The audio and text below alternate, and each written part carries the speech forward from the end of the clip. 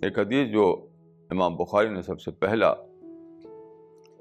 روایت جو جمع نقل کی اپنی کتاب میں وہ یہی ہے کہ انما الاعمال بالنیات، عمل کا دار مدار نیت پر ہے.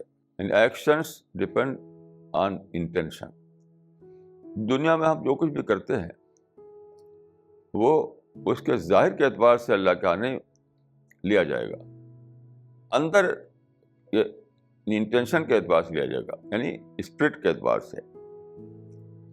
جیسے مثال کے طور پر قرآن مجید میں ہے کہ یؤتون ما آتاہ وقلوبہم وجلہ، یعنی لوگوں کو دیتے ہیں جو دیتے ہیں وہ، اور ان کے دل کانپ رہے ہوتے ہیں. کیسی عجیب بات ہے. انما نطعمکم لوجہ اللہ لا نرید منکم جزاء ولا شکورا انا نخاف من ربنا یوما عبوسا قمطریرا.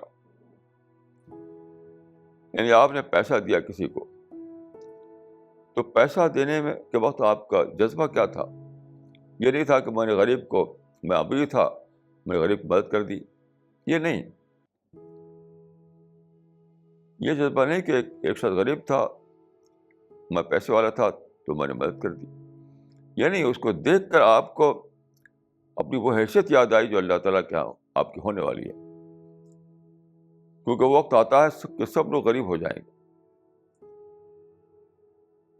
وہ وقت آنے والا ہے قیامت کے بعد جہاں سارا فرق مٹ جائیں گے، امیر و غریب کا فرق مٹ جائے گا،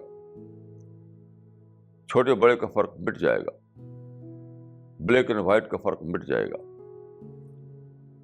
جتنے فرق اس دنیا میں ہیں جس کی وجہ سے لوگ ایک دوسرے سے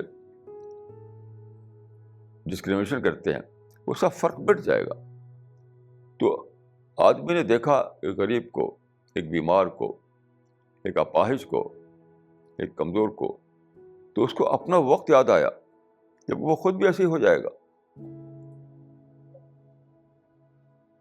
تو اس نے اس جذبے سے اتنا زیادہ وہ متاثر ہوا کہ اس نے اس کو جلدی سے مدد کی.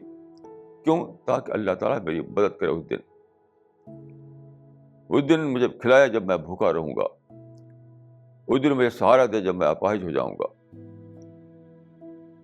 تو یہ ہے، اس کا نام ہے نیت، اس کا نام اسپرٹ.